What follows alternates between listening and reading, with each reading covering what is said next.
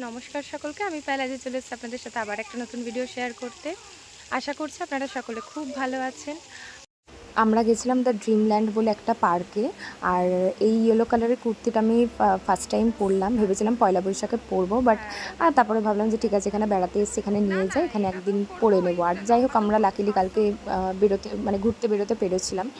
আর আমাদের যাওয়ার কথা ছিল মোটামুটি 4:30 দিকে যাওয়ার কথা ছিল, বাট আমরা গেছিলাম হচ্ছে 5:30 থেকে 5:45টার দিকে গেছিলাম। আমরা একটু আগে যেতে পারতাম, বাট আমরা অ্যাকচুয়ালি কিছুটা হেঁটে এসেছি। আর সবাই মিলে গল্প করতে করতে হাঁটতে হাঁটতে আসলে পরে যা হয় আর কি, একটু লেটই হয়ে গেছে। আর এখানে আমরা অনেকেই গেছিলাম। আর এই পুরো জায়গাটা সত্যি খুব সুন্দর, আর কিন্তু ভীষণ মশার উপদ্রব। আর এখানে গেছিলাম হচ্ছে আমি, বোন, বড় মামি, মাম্পা, নীলদা, মামদি আর মামনি হচ্ছে মামদির শাশুড়ি হন।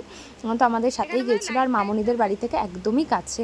আর এখানে একটা গাড়ি ছিল, ওই গাড়িটাতে ভেবেছিলাম যে আমরা ফটোশ্যুট করব, বাট আমি একদম পরে ভুলে গেছি। আর যখন আমরা বেরোচ্ছিলাম তখন চাইলেই করতে পারতাম, বাট তখন পুরো অন্ধকার হয়ে গেছিলো, আর ওইখানে কোনো সেরকম লাইট ছিল না বলে আর করা হয়নি।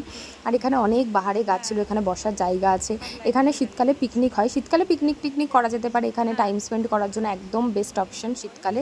কারণ শীতকালে তো এত রোদ্দুরে তাত লাগলেও কোনো সমস্যা নেই। যাদের আমার মতন সমস্যা আছে, মাইগ্রেনের সমস্যা, তাদের ব্যাপারটা আলাদা। বাট তাও এখানে অনেক শেল্টার আছে, সেখানে থাকা যেতেই পারে, কোনো সমস্যা নেই। আর মামদি এখানে আমাদেরকে সব জায়গা দেখাচ্ছিল, বোঝাচ্ছিল কোথায় কি হয় না হয়। আর এখানে একটা ফোয়ারা ছিল, আমরা যাওয়ার সাথে সাথেই সেই ফোয়ারাটা চালু করে দেওয়া হয়েছিল।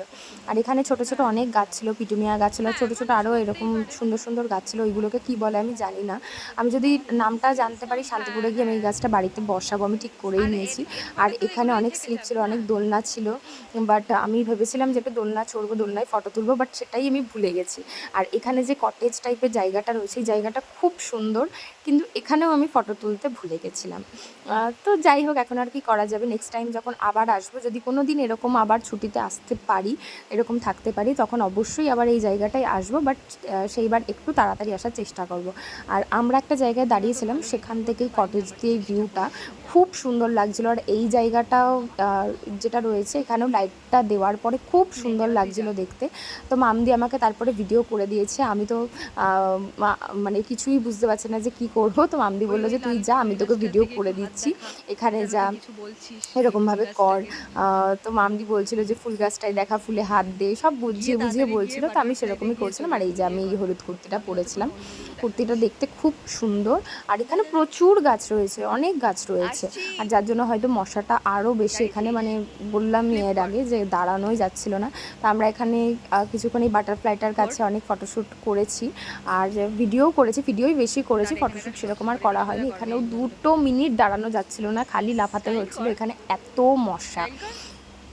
তো আমাকে মামদি মানে বলছে এই পোজ দে, ওই পোজ দে, তো আমি সেগুলোই দিচ্ছিলাম। আর এই যে এটা হচ্ছে নীলদা, মামদির হাজব্যান্ড।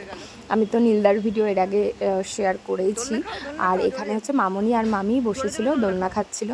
আমার পরে এগুলো দেখে মনে পড়ছে, আমি তো কতদিন দোলনা খাইনি, একটু যদি আমিও বসতাম, একটু যদি আমিও দোল খেতাম। তো যাই হোক, ঠিক আছে, আবার পরে যখন আসবো, হয়তো পরে আসা কপালে আছে, তাই জন্য হয়তো এবার আর হলো না। আবার কবে আসতে পারবো জানি না। এই আস্তে আস্তে একটা একটা করে দিন কত ইজিলি শেষ হয়ে যায়, সেটা সত্যিই মানে বুঝতেই পারছি না কখন সকাল হচ্ছে কখন রাত হচ্ছে। সবাই মিলে বসে গল্প করছি, আড্ডাই আর কি দিচ্ছি, হাসাহাসি করছি। আর এই যে আমাকে এখানে মশাও কামড়ে দিয়েছে, মুখে চোখে কোথাও হয়তো বাজছিল না। সুন্দর। আর আমি আজকে একটু কাজল পরেছি, মানে বোন পরিয়ে দিয়েছে, মামার মেয়ে। তো ভীষণ সুন্দর কাজল পরাই, তো আমি দেখে বললাম যে আমাকে একটু পরিয়ে দে। জানি না কেমন লাগছে, অবশ্যই আপনারা কমেন্ট করে জানাবেন যে কাজলটা পরে কেমন লাগছে, আর এমনিতেও কেমন লাগছে। আমি পুরোটা তো দেখাতে পাচ্ছি না, শর্টস আপলোড করব, তখন শেয়ার করব যে কি পরেছি, কেমনভাবে সেজেছি। আর পুরো পার্কের ভিডিওটাও দিচ্ছি। আর এখন অন্ধকার হয়ে গেছে, বেশ সুন্দর ফোয়ারাও চলছে, এই যে পেছন দিকে ফোয়ারা চলছে, আমি পুরো ভিডিওটাই দেব। আমরা আসতে অনেকটা লেট করে দিয়েছি, আর একটু যদি আগে আসতাম তাহলে অনেকটা ঘুরতে পারতাম। অনেক সুন্দর সুন্দর জায়গা আছে যেখানে আমরা ফটো ভিডিও করতে পারতাম, বাট আমার শরীরটা একদমই ভালো নেই। আর সেই জন্যই মানে আর কি আসতে আর একটু লেটও হয়ে গেছে। তো যাই হোক, পুরো ভিডিওটা দেখার অনুরোধ রইল। আর কেমন লাগলো ভিডিওটা সেটা কিন্তু অবশ্যই জানাবেন। আস্তে আস্তে যত সন্ধে বাড়ছিল জায়গাটা আরও বেশি সুন্দর হচ্ছিল দেখতে, কারণ লাইটগুলো সব তখন জ্বেলে দিচ্ছিল। আর এমনিতেও জায়গাটা সত্যিই সুন্দর। আমি জায়গাটার এক্স্যাক্ট লোকেশন আমি জানি না, আমি শর্টস যখন আপলোড করব তখন আপনাদের সাথে শেয়ার করব জায়গাটায় কিভাবে আসা যেতে পারে।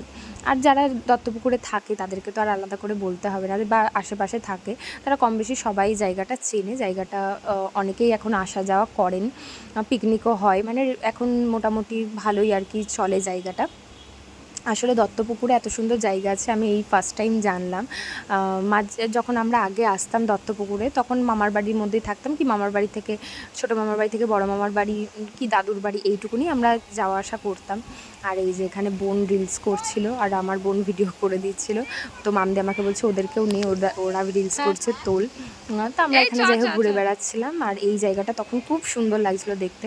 আর মামদি এখান দিয়ে যাচ্ছিল, মামদির এই ভিডিওটা খুব ভালো হয়েছে। আমি যদি মানে ইন্টেনশনালি করতাম তাহলে ভিডিওটা আরও বেশি ভালো হতো। তারপরে মামদিকে একটা ভিডিও করে দিয়ে মামদির বাড়িতে আমরা গেছিলাম, আর আমরা এখানে চাউমিন খাচ্ছিলাম, আর এই পুচকেটাও এসেছিলো, তো আর কি একটু গরম বলে খেতে পাচ্ছিল না, তোকে খাইয়ে দিয়েছিলাম। তো যাই হোক, আশা করি আপনাদের ভিডিওটা খুব ভালো লাগবে।